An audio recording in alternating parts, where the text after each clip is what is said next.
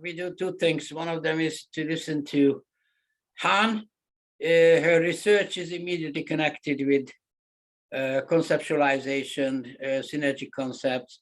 So she's going to give you some account of her research. She already talked about synergy concepts earlier, you remember, at the beginning of the class. Right now, I asked her to demonstrate or to talk about her research findings, what she has been doing. And I think that that will help you to familiarize yourself a little bit more what exactly this conceptualization means when you look at different types of bilinguals. Okay, Hunt, so please take over. Thank you, Professor.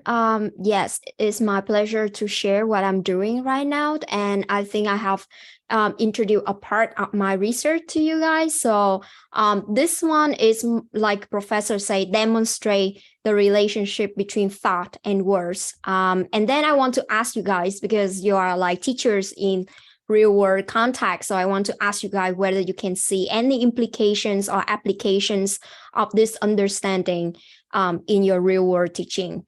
So let me share my screen with you. Do you see my screen? Okay, so yeah, I would need your help in some part of the presentation. So please help me if you know the answers. Okay, so my talk today is about thoughts and words. And in the first part of the class, we argue that this is like two sides of a coin. It means whenever we produce something, like produce a word, there is something underlying that behavior, and that is the conceptualizations, that is the word concept. And vice versa. If we have a word and we see a word, hear a word, actually we will assume that it will also affect the way we think about a topic or like a topic or subject matter as well. So this is a snapshot to my research project. So within 30 minutes, I think it's enough for me to cover about basically what I'm doing that directly related to the topic we are talking right now. I will also mention some key terminologies that will help us to really understand easier the result that I'm going to present.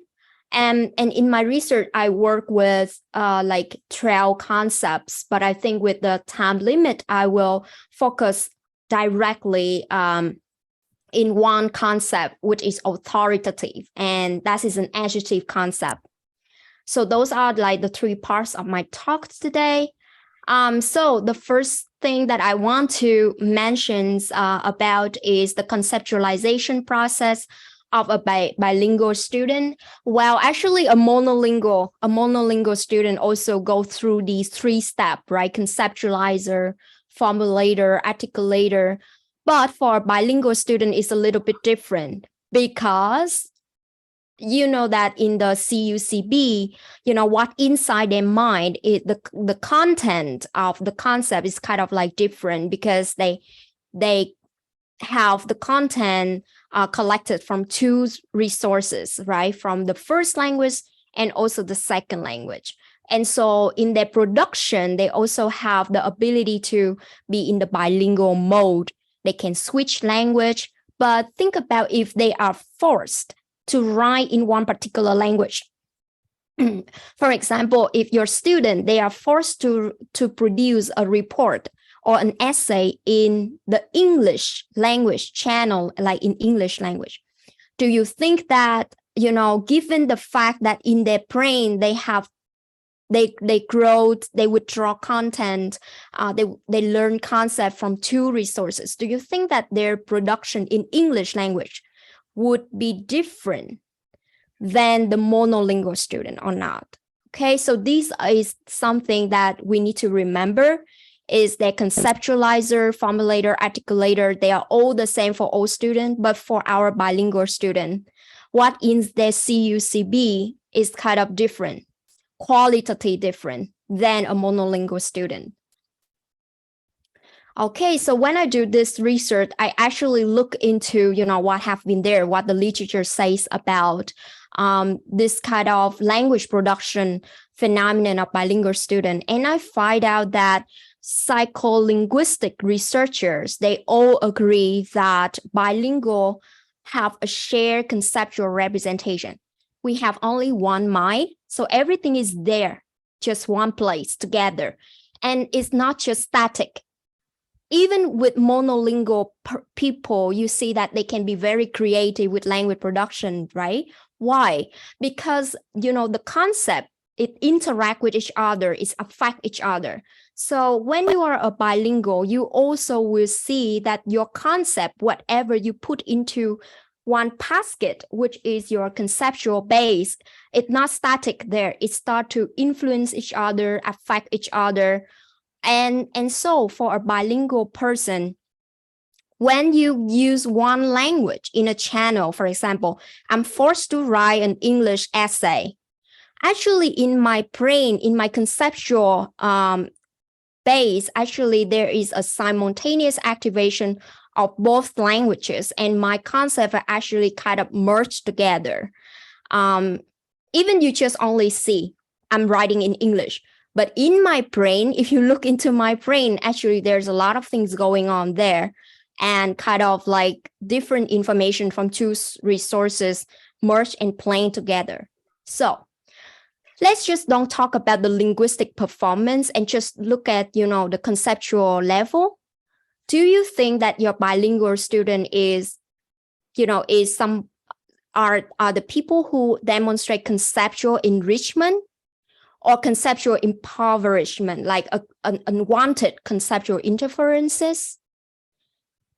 So that is, we study and know that bilingual kids, they have a lot of cognitive benefits, right? One of it is like divergent thinking, for example. But truly, when you look at the performance of them in class, do you think that they demonstrate conceptual enrichment or, like a conceptual deficit compared with a monolingual kid?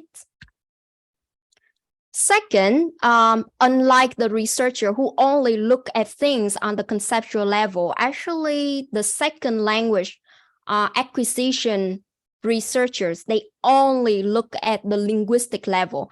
And for a long time, we talk about errors. Okay, so we say that, okay, this is an English language learner. So look at this performance in terms of linguistic production. This, a lot of mistakes are made. And so it's the goal of us is to help our student to write like a native speaker. And so when we look at that from that lens, the bilingual actually have like a deficit view, right? Because these are like word errors. You are producing something that's so unlike the native speakers. And my job is to help you to arrive there. However, when we learn more and more about the bilingualism science, we think that, maybe it's not like a totally errors. Maybe it's a work in progress language to develop their ability to use words appropriately in a context, because they can think about it different. And because they think about the word different than a monolingual speaker, they produce different linguistic production. So if we think like that, if we treat the errors, it's not just only, at the linguistic level and look more deeply into their conceptual side, maybe we will find a more practical way and more pragmatic ways to help our student. So when I look into the literatures, actually they're very rare studies that look both on the conceptual level and the linguistic level. But I think the teacher, they need to know that. They need to know the mechanism that underlie the bilingual word selections, because there is a connection there. So let me demonstrate that. But before I give you the result, let's just review some terminology so we are on the same page. The first is a concept. When we talk about a concept, what do we mean? And we need to have like an agreement before we move on, right? So we know that speakers from different languages will have different ways of categorizing experience. And because we have different ways to categorize our own experience, we also, when we express ourselves via or through language, is also different. Now, for monolingual speaker, it's kind of simple because when we say that a word stands for a concept, you probably share a lot of things in common with the members of that speech community. In other words, I would say that for monolingual speaker, the concept is more like a societally standardized concept. But when it comes to a bilingual, that would be a little bit tricky because we have different experience with culture who categorize things differently. So it would be helpful to talk about the component that is called culture, socio-cultural load, right? So from now on, I will look at the concept in the following manner. First, each concept will have semantic content, and the semantic content will be determined by a set of description that refer to something in the physical world. I will call them word-specific semantic properties, and these conceptual properties will create the part of meaning in a word that will be recorded in a dictionary, so everyone can get access to that. However, the second part of a concept is the culture-specific conceptual properties, or these are, we call it social cultural laws. And these kind of word meaning encoded in a concept is directly related to how the concept is used in context. So they also encode culture-specific contextual meaning, or the word knowledge, the knowledge about how people behave in a society, and even how people behave differently in different society and culture. And therefore, because each culture have different way to categorize our experience, right? We can see that this social cultural load also indicate emotive coloring, negative, neutral, or positive attitudinal culture specific evaluation. Some emotion and attitudes is also a part of the concept. The second terminology that we are that we agree to adopt when we look at concept from a bilingualism science is the synergic concept. So synergic concept, monolingual speaker can also have synergic concept. Like I say, they can merge concept together. But the synergic concept for bilinguals is different because when you look at the component of concept, you will see that their social cultural load affect each other and merge each other. So it's affect how a word can be used appropriately in a context, in a target context. And such conceptual blending is qualitatively different than the synergic concept of a monolingual one. So if we think and agree with this hypothesis, with this way of understanding about our bilingual students' language production, then we will say a natural wording or idiosyncratic word choices would demonstrate the interplay of their conceptual level and their system of sign. And so it demonstrates a deeper and subtler characterization of second language word selection and vice versa. So it can also affect their word choice in their first language as well. So in this study, I don't call them word errors. I call them lexical idiosyncrasy. And I want to emphasize the connection between their conceptual level, what inside their concept, and also how it linked to their system of size selection. So let me give you an example. This is how a lexical idiosyncrasy would look like. Many people will become social climbers who rely on people who are rich or authoritative so that they will benefit from them. So when I asked the English instructor, she said, well, this is not exactly how I would use authoritative.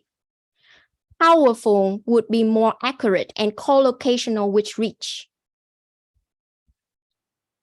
But I think the instructor could stop there and just think a little bit deeper. For example, she could say, well, does it make sense to a first language Chinese student to select that particular word when he is thinking before selecting that word? Is that like an error he intentionally made? Or is that because he's under the effect of conceptual blending in his mind, so that will pop up? And why that particular word pop up and not other words, for example? So first of all, we know that our bilingual students, especially when they first come to the US, they mostly learn English from dictionary, or they lack a substantial exposure or immersion in the L2 culture and L2 conceptual socialization, right? So let's see what they think in their mind. I will have 3 groups. The first one are the bilingual students in China, and they are also advanced English proficiency. Yin Kong, later when we talk about how they think, can you help me with the bilingual student in China? Yeah. Yes. Yeah, so I will show you what it means later. And then I would say, Yingru, can you help me to represent the bilingual student in the United States? So we have bilingual students in the United States, and they have been living in the USA for at least 5 years. And for the 2 groups, you will see that they are all advanced English proficiency. The only difference is one group is in China. So most of the time they will socialize, their socialization is in China. The second group is more like their socialization is happen more in the United States. So like the case of our multilingual learners in the USA. I know that we don't have a monolingual native speaker here. We are all bilingual to a certain extent. But Kathleen, can you play the role of American monolinguals? All right. So I asked them to do the following task. I asked them what come to their mind, what they think about a concept, and whether you think that concept grow or change differently when you grow up, when you are older. Second, I asked them to tell me one word that linked to the concept. And thirdly, I asked them to kind of use the word, and not just only one word, but I have a list of words, and I asked them to use them in an essay, so that I can see how the words can be used in sentences. So let's touch on the conceptual level, like how they think, even they produce the word in essay, right? In essay writing. So at the conceptual level, I found out that all 3 groups demonstrate the similar core sense or the similar word-specific semantic conceptual properties, which is, the concept of authoritative refer to someone who either has knowledge to lead or someone who abuse knowledge, who abuse power. However, when I look into their culturally specific conceptual properties, they show different aspects. They emphasize different aspects in their conceptualization. For example, the bilingual student in China. Yin Kong, can you help me with that? All right, sure. You need me to read this? Yeah. Okay. That means the act of using power in an abusive way to control, dominate, or force others to obey. Okay, so that's authoritative concept means to them. How about the monolingual American student? A specific person or organization who can either use power to guide, parents, and lead, a boss or a leader, yet that person can also corrupt and become a dictator. So you see that for bilingual student in China, it's like kind of like a controlling manner, right? Whereas monolingual, they kind of think that, oh, it can be this good and this bad. And especially they emphasize, this concept linked to parenting style. And also the two group also think of this concept in the political domain as well. Now, when it comes to bilingual student in the United States, what do they think? More aspects similar to their American monolingual peers. For instance, they thought of this concept as a specific person holding power, having influence, or having knowledge in a field, someone who is respectable. For example, parents, researcher, scholar, scientist, and supervisor to make important decisions. Yeah, so after 5 years in this social cultural context of American, actually the bilingual student in the United States, they start to kind of adopt some culturally specific conceptual properties, and you can see. However, when they think that, okay, this concept can also be used for someone respectable, and for someone respectable like a researcher, scientist, this kind of thinking, I don't see it in the bilingual student in China or the monolingual American student.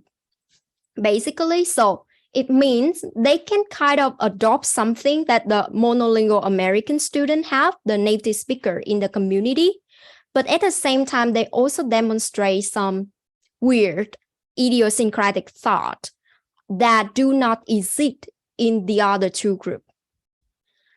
However, when I run a statistical analysis to compare, how similarity they're thinking, actually, this is the result. The bilingual in the United States still demonstrate a moderate similarity. So it's not like a strong similarity anymore.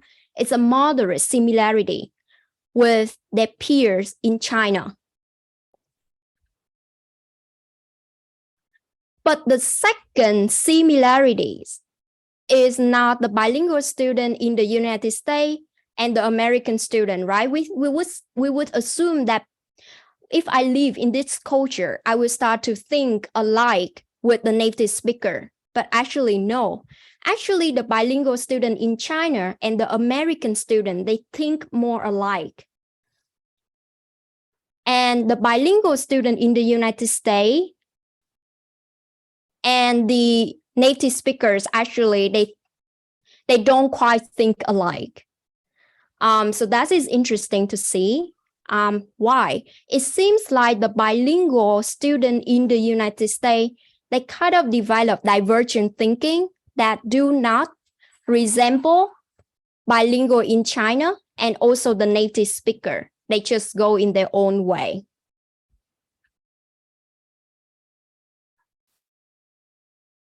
So that's why I asked them, okay, can you tell me further? What do you think? Ying, can you help me? Sure.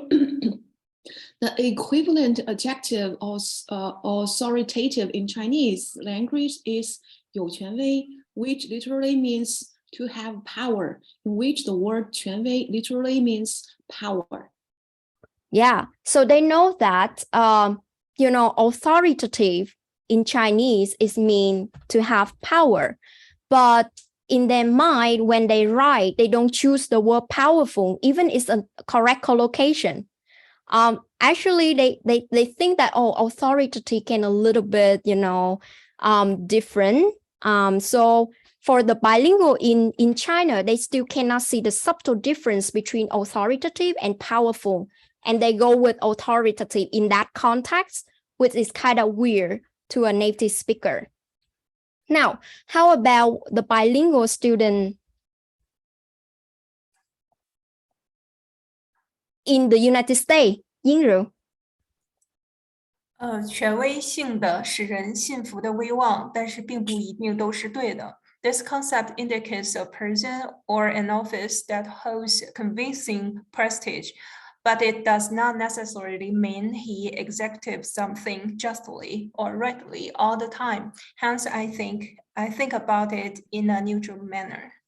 So you can see that in the conceptual level, they start to demonstrate some metacognitive awareness and meta-linguistic awareness. They try to compare how this concept would be different in each culture, right? So how about when they produce the real language, we will see later, but they start again, even they really think more aligned with their peers in China, but they also at the same time adopt. So you can see the synergism.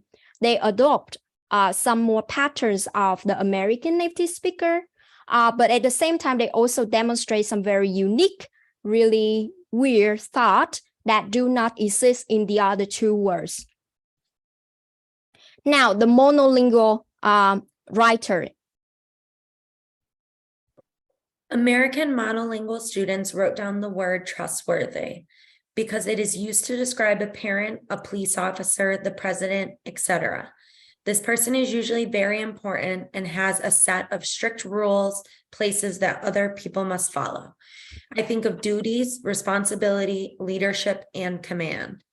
As we get older, we may realize that sometimes an authoritative person isn't just mean and strict. They could be looking out for people and doing their job to ensure safety. Okay, thank you, Kathleen. So we can look at the conceptual script. You will see that growing up in American culture, this kind of concept will link with conceptual domain, even with family domain, and also with kind of like command, duty, responsibilities. Whereas in Chinese cultures, it's more emphasized on the power aspect and power domains. For the bilingual in the United States, you can see that it's a mixed, a stronger mixed, I would say. So now let's look at their linguistic level. So I want you to think a little bit about this is how they think, right? And this is how they write. So at the linguistic level, the bilingual in China will, I asked, what is the word that you think directly demonstrate the concept? So the bilingual in Chinese, they say powerful. The bilingual in the United States, they say knowledgeable. Authoritative concept is directly linked with knowledgeable, being knowledgeable. Whereas the monolingual speaker, they would use trustworthy. Because, in the conceptual level, they think more with parenting style, with figure, with specific person, with leadership. So that's why they link to trustworthy sense. So this is how they produce when I ask them to write essay. So when you look at the MI3 and log dice, it's just how strong and how frequent they will come up with this kind of collocation. So I choose the first 5 strongest collocation. So the first one is the bilingual in China. Ying, can you help me to say the 5 collocating words that they link with authoritative? You mean in Chinese? Yeah, no, so when they write an essay in English, they would say authoritative, thinker, and what else?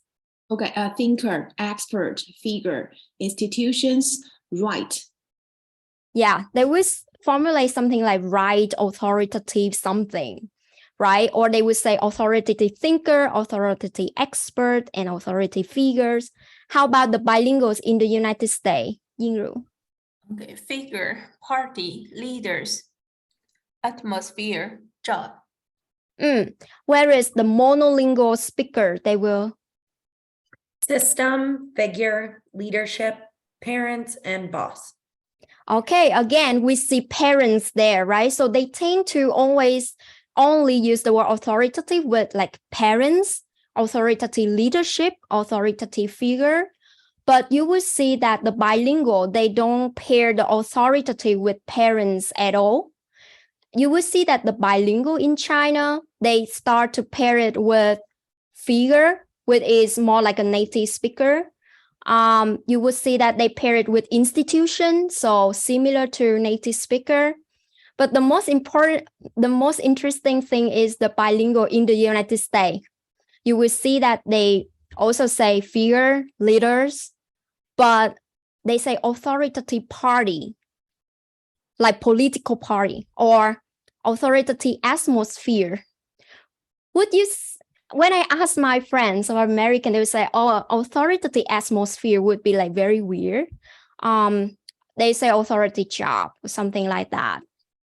So this demonstrate what? This demonstrate that even for advanced English learners, because they think differently, like what I demonstrate, they will come up with different collocating words.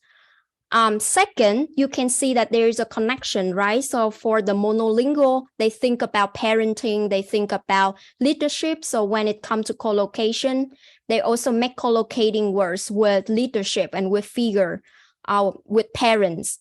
Whereas in bilingual, you will see that they start to kind of link with different things. And bilingual in China, again, with different things. So, at the end of my talk, I just want to ask you, so given the fact that they think and then they link it with the linguistic production that they used, so do you think who made these lexical idiosyncrasy below, and who have most lexical idiosyncrasy then? The bilinguals in China or the bilingual in the United States?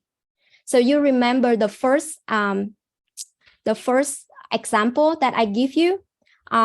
They say that many people can become social climbers who rely on people who are rich or authoritative so that they will benefit from them. So do you think this is produced by bilinguals in China or the one in the United States? Given the fact that I show you what they think, this is actually the production of bilingual in China, because what's salient on their mind is you qian wei is also mean having power, owning power, but they kind of confuse between authoritative and powerful, so they end up with authoritative. The second one wrote, why other people argue that work is negative due to the impact of the authoritative atmosphere, which cause people to lose their own private life. And the third one saying there is an authoritative party at the top and the rookie at the bottom. So, you know, people in the top and the bottom, it can be a lot of layers between them. So these are the language productions of people who are bilingual students in the United States. So they don't have, what I'm trying to argue here is that because of the influence of their more diverse and more qualitatively rich socialization in the target culture, they start to have problem with senses of the concept and start to have problem not with the semantic aspect of the concept, but more with the context, contextual senses, and they can even come up with something that is totally unique. So this problem is more complicated than, you know, teaching the bilingual student in China. So at the end, thank you for your listening. And I just want to ask you the questions. Given what I have just shared with you, do you think what should be the pedagogical implication of this line of research, showing that thinking, linking with language and vice versa? And of course, you can ask questions about the presentation as well. So the details of the presentation that you didn't understand or you want to comment on, or you have some suggestions or something, please go ahead. I have a question. Sure. You go back to the slide of, I think it's their 3 descriptions. It was more towards the beginning. I guess I just want to have a different understanding of the concept. What would be the definition? Yeah, like authoritative from a Chinese language perspective, like what is the influence of the socio-cultural? Does that make sense? Of like the government. I mean, I guess that's where I need to understand, because I'm more of like, I guess I'm thinking to myself, I even just did an assignment that was about authoritative as a teacher. And that's how they described how you would describe yourself. And like to somebody, if they heard I'm an authoritative teacher, that might sound really bad. Yes. So I would say that first of all, the authoritative concept is built in the first language, right? And in Chinese, correct me if I'm wrong, Yin Ru, Yin Kong, and Fang, is Yo Tian Wei is like at obtaining power, collecting power. So that's the reason why when they learn English, they kind of don't know the difference between authoritative and powerful, basically. And the power is kind of built into the word itself in Chinese. Second, I don't show it here because it's like political matters, but they also show that the bilingual in China, they think of the communist ruling party. And so they would say something, a lot of them would say something like, for example, when COVID pandemic happens, the government say that you must do this. For example, let's quarantine in the next 5 minutes. So that is authoritative concept. And they grow up in that kind of conceptualization. So you can see that it's different than your American way to build that concept. Yeah. I see Yin Kong smiling. Can you tell me what you think? I totally agree with you. Yeah. So 有权威 in Chinese, that means I mean the leader, they have some kind of power to say something. So we should follow this kind of the rules. Yeah. So yeah, and you guys remember the third component in the concept when I asked them, actually because I presented a little bit fast, but when I asked them about, the emotive coloring, actually the bilingual in the United States, they kind of like in a dilemma. They still, align with their peers in China, thinking that this is like neutral feelings, like no feeling attached to this one. Meaning they don't think the ruling and the structures imposed by the political government is negative or positive. No, it's just neutral. So they rate, the majority of them rate this concept as being neutral. Whereas for monolingual native speaker of American culture, they consider the authoritative concept as positive though. So you can see that because they think like that, with the bilingual one in China is actually powerful. Bilingual in the US is more like knowledgeable, but still they still feel the feeling is still, aligned with their peers in the first language. And but you can see that powerful and knowledgeable are totally different from monolingual speaker. They would say authoritative actually demonstrate the sense of being trustworthy. And that's the reason why you can see that even they learn English, their collocation can be, some correct.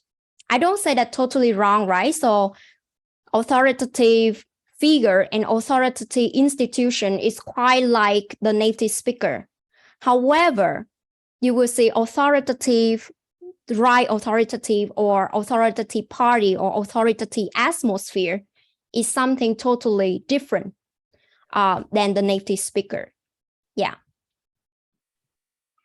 Definitely. So authoritative has I would say, quite a unique conceptual load in Chinese culture, because there are a lot of different kind of signs of this authoritativeness. Like, for example, it's very important where people sit at the table, or when they make photos, where you stand.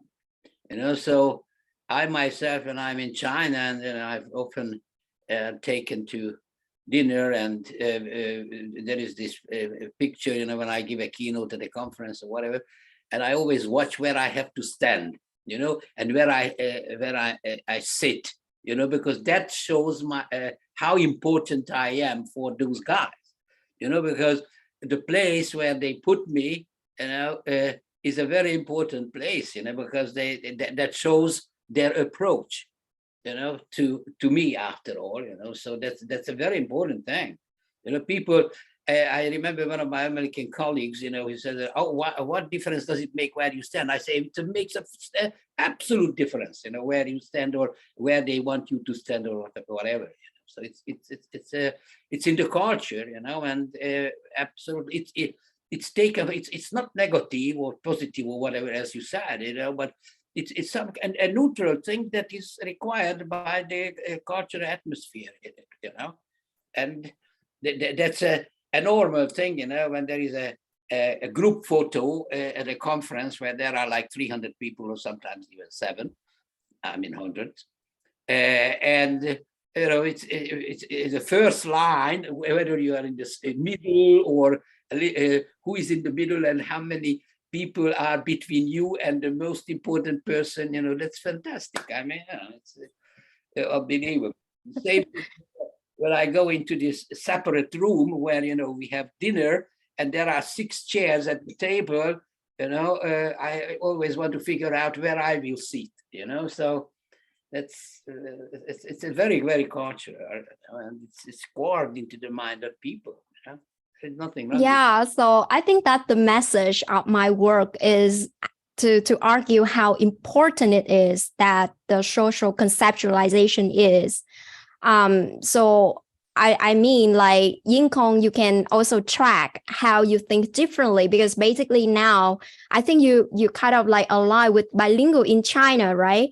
But let's see, one day if you will go to the United States next semester, right? I want you to pay attention to 5 years later.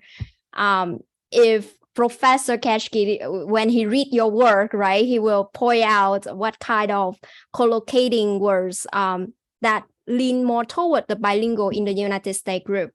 So the bilingual in the United States, after years of socializing in the target language, actually, they will be more like the target community, and not like, they will think more analytically and align more with the native speaker. But at the same time, they will produce some collocation that is not like the Chinese way to think of it, or the American way to think of it. They're just different.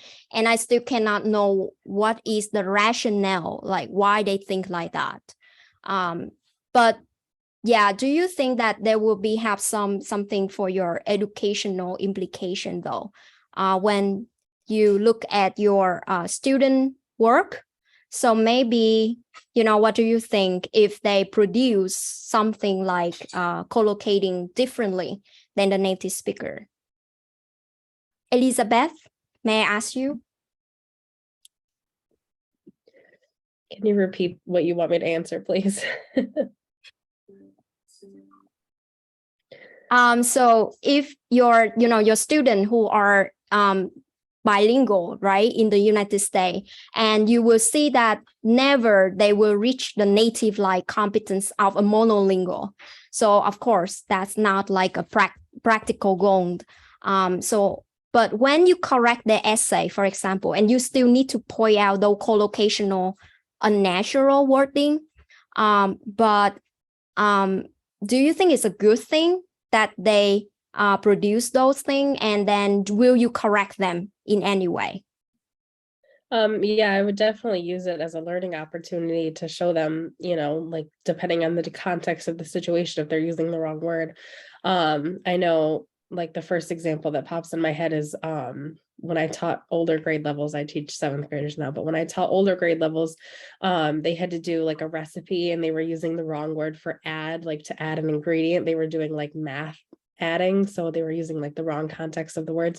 So I just always use it as a learning opportunity. Like, I know you looked up the wrong version of the word, like here's what you should say, and just explain like the different contexts. And they figure out pretty quickly what they did wrong. So Yes, so that is the message that Elizabeth just pointed out. When you correct your student, like professors say, it's very important to give the word in different context and explain to them that for people who learning and growing in this social context, we learn this concept this way. And so we say, so that is more in-depth explanation and not just stop at, okay, let's just accept it. We don't use it. And please use that without any clarification of contextual meaning. Yeah, Caitlin. Can I ask, like, what was the age? Did you mention that? The age of the people you chose? Yes, these are all university students in the Okay. age of 20 to 25. So yes, age factors can also be and these Okay. are all advanced English proficiency. Yes, just because I like weird segue, but I did do my interviews with 2 bilingual students, and I was just like thinking to myself how that could correlate to even your research. But it definitely showed the difference of just their understanding of what it even meant with certain words, that they didn't have that deeper understanding. So it makes sense that university level kids would produce what you have. Yeah, so I'm looking more like sequential bilinguals who are adult learners. Whereas in my cohort, there is one person that, she look at the age where, like the kids. So they kind of more like a simultaneous in a way, like they immerse to the American context quite early, like Brenda, for example. So I would see that she may show, some aspect that is different than my participant for sure. Okay, guys, do you still have any questions, comments, suggestions? Yes, Whatever. Professor. I have something to add. So I don't know if it's a question or a comment. So I feel like there is a reason behind why they think that word means something for them. So for me, like authoritative is something negative. So I feel like if a student uses, so as Han said, like authoritative atmosphere, it's wrong. So, but we know that there is a reason for the student to select the word because it's basically because of the socio-cultural loads. So as teachers, can we point it out as something negative? That is what I want just to ask. Yes, I think one way is I agree with like the lady that I mentioned in my cohort that look into how first language can affect second language.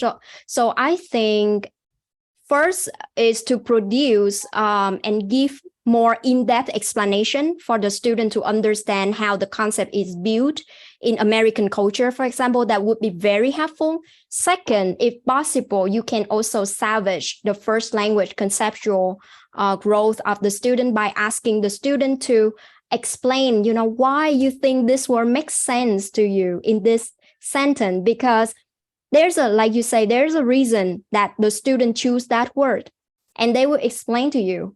And you will see that at that moment, they have no idea that this makes sense, that this one is unnatural to an ear of a native speaker, because to them, it's totally making sense. Mm-hmm. Yeah, so I think the teacher can also listen to the student and see, taking it at a learning opportunity, like Elizabeth say, and like is also a way to show that the teachers really like care about the experience of the student, and the student will remember more when they have the opportunity to think aloud the concept and will choose the correct word better. Because we know that for bilingual pragmatic competence, it's always better if we explicitly articulate the differences when we use languages, so that next time we will use a word more appropriate and more correctly in a context. Yeah. So thanks, Devin. I think that totally makes sense. Thank you, Han. Anything else? Yeah, it's. I was just thinking while you were talking that definitely when you are bilingual, you pick up another language. That language will affect the use of the first language as well. So there is bidirectional influence. We have already talked about that. But the question is, since there is some synergism between the two languages as far as the conceptualization is concerned, and the main characteristic feature of synergy concepts is that they are like a blend of knowledge coming through two language channels. But there is something very interesting with this issue, that it is not just a blending that you behave differently in a unique way, as Han has been demonstrating, but most of the time, if it is necessary, but consciousness is needed, then the fluent bilinguals who have a lot of synergic concepts in their mind, they can separate the load that is coming through this language and coming through that language. But my point is that usually under conscious situations when they have to do that consciously, because otherwise, what is characteristic for them is the blend, the synergism. But if there are situations where actually it is needed to do things in a way as Americans do, or in a way as Chinese do, they can separate those things. So that's the important thing, because there is this flexibility of the conceptual system there, the bilingual conceptual system, that all right, when I behave subconsciously, automatically, whatever, I behave, occasionally people notice that I do something in a unique way, and my thinking and my behavior and my writing and all kinds of things that actually reflect that. But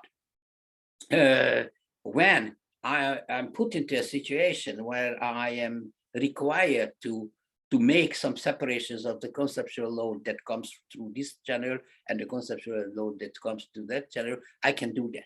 So I mean, the bilingual can do that, the fluent bilingual, I mean, not usually adults like, your subjects, students, they, I suppose, can do that. I noticed that with the Turkish subjects that one of my students wrote about, the socialization of Turkish students in the United States, and she published a book on that. And I noticed that when the Turkish guys perfectly knew what was correct in that environment and what was correct in the other environment, they demonstrated some kind of blend in subconscious automatic behavior. But when they had to act in an American way, they knew that, how to do that. But they had to do that consciously. So they had to make an effort to make this separation as far as the conceptual loads are concerned. Yeah. All right. Thank you very much, Han. Thank you. So we really appreciate your presentation, and I'm glad that the others also found it thought-provoking. All right, so let's go back to my slides, because I still have some questions to you, so I have to share the screen again. Okay, so